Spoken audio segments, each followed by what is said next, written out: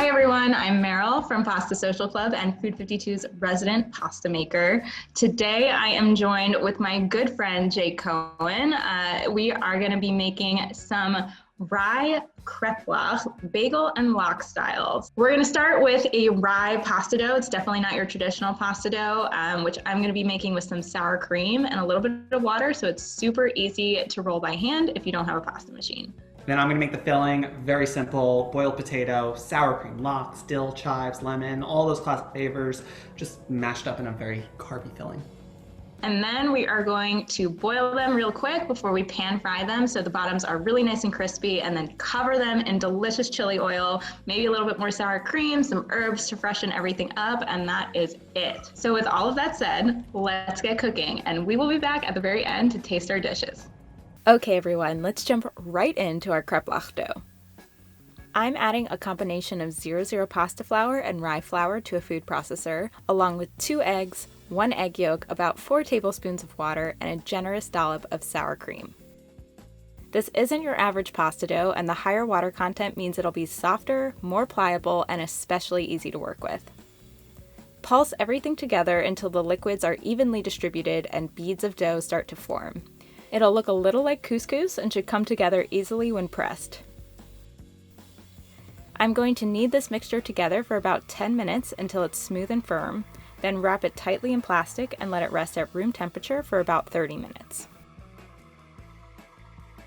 All right, since Meryl handled that rye pasta dough, I'm gonna take care of the filling. We're really packing in a lot of like the classic flavors of a bagel and lox, but we're doing it in this like kreplach adjacent creation. So we're gonna start with a base of potatoes, and then we're gonna mix in sour cream, lox, chives, dill, lemon, a little bit of everything. It's gonna be kind of tangy, kind of salty, kind of briny, but just like all around delicious. To start on the filling, we're gonna throw 1 pound of potatoes into a small pot with some cold water. We just wanna cover it by like 2 inches, and then we're gonna season it up with a big pinch of kosher salt. We're just gonna let these simmer for about 15 minutes until they are nice and tender. Okay, now that our potatoes are tender, only took about 15 minutes. I drained them, threw them on a sheet pan, lined with paper towels. What this is gonna do is let it dry and cool completely before we mash them into the filling, fill the pasta. We want as little moisture as possible. While the potatoes cool, we get going on our filling. In a food processor, just gonna throw in half a cup of sour cream, half a cup or 3 ounces of chopped lox, and then for our herbs, half a cup of dill fronds and a 1/4 cup of chives. We're just gonna pulse this together until it's nice and incorporated. We don't need it like pureed, but we want it pretty well mixed into the sour cream. This is what we're looking for. Beautiful. Let's make the filling. So I have the cooked potatoes that have been cooled and dried. We're just gonna mash them up with a fork into a nice little paste. To this mash, we are going to add in all of that sour cream, loxy, herby goodness. And this is what's going to give all of that flavor to our potatoes. The lox themselves are gonna be pretty salty, but then we're just gonna taste and adjust the seasoning with salt, pepper, and lemon zest. Definitely wanna add some tang. Bloop. Never enough salt for me. I only have my mother-in-law's alien pepper grinder, so we're gonna go with that. And we're gonna call for lemon zest to taste. I will say probably about a teaspoon. You definitely want to add in that brightness that you just really love with lox especially. It's great because we still have these like flecks of the lox, of the herbs. You could probably do this all in a food processor, but we were pretty concerned that it would make the potatoes a little too like gluey. So I think this way is just super simple and really like a perfect filling for our little kreplach babies.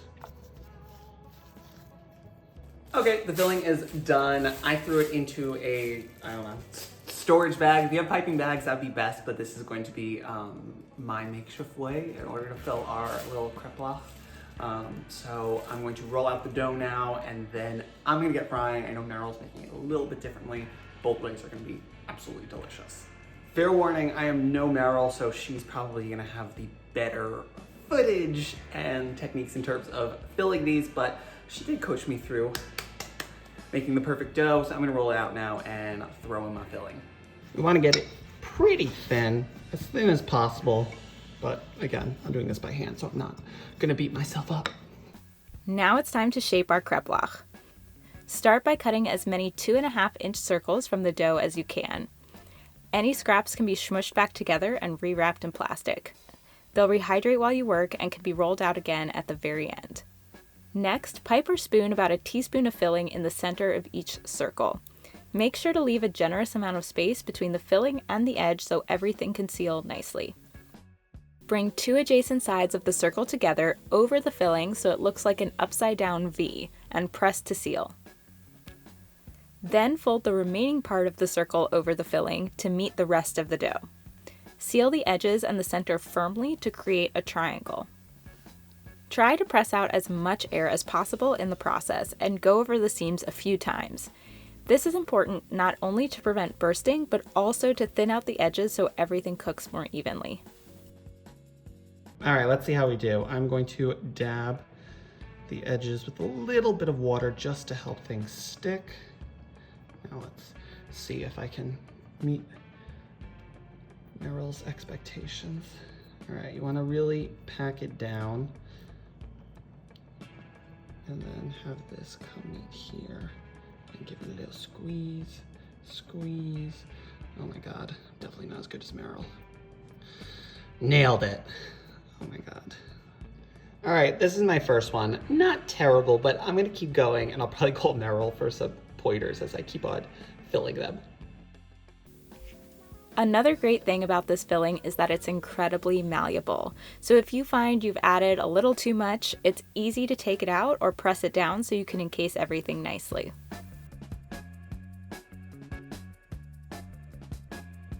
Once you've finished a batch, arrange the kreplach on a parchment-lined baking sheet. They can sit out at room temperature while you repeat the process with the rest of the dough. And if you have the willpower to save some for later, just flash freeze the kreplach on the baking sheet for about 30 minutes, then transfer them to a freezer bag and they'll be ready to cook whenever the craving strikes. All right, let's see. This is round 2.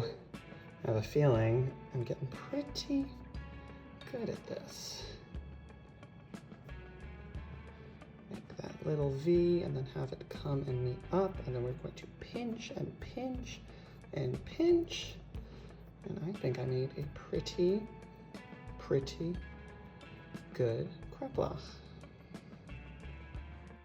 Okay, so I have the kreplach filled and formed, and they're looking pretty good. I'm making sure to really like pinch the edges per Meryl's advice.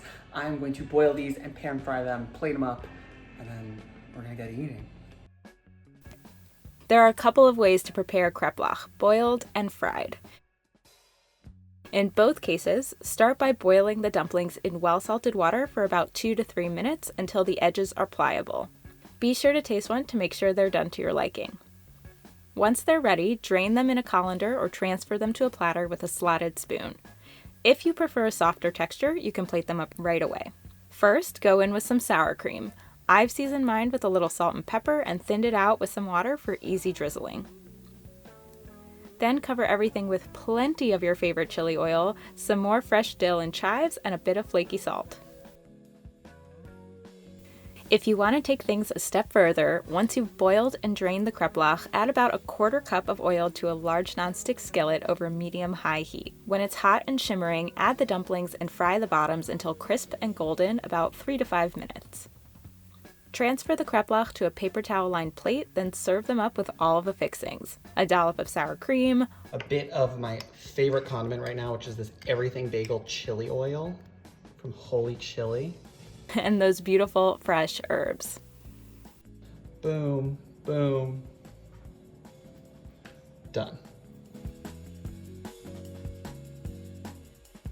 I just think this is one of the most gorgeous creations, and I will say, on top of everything, my biggest kudos goes to you with the dough, because I do not have a pasta roller here and did it all by hand, and it was so easy to roll out by hand. So Yes, easy. that's It's a typically good the point. bane of my existence to roll out fresh pasta, and this was like chef's kiss, so simple. This is a much softer dough. There's sour cream in there. There's water, so water-based doughs are softer. I love them because they're chewier. They're like more satisfying to eat sometimes. Obviously, love a traditional pasta dough, but sometimes, especially in this kind of application, something a little softer is what you need. So yeah, definitely, if you don't have a pasta machine, this is a very doable dish as well. Good point. Love Right. it. I'm gonna gonna put do on, it. I think I went too light on the chili oil. I'm gonna go. I did a lot. I also made like a little well of chili oil in my sour cream. Ooh, I love that. Okay, cool. Should we taste this dish? I got some good color. I love this. Oh yeah, you did. Mm. Oh my God.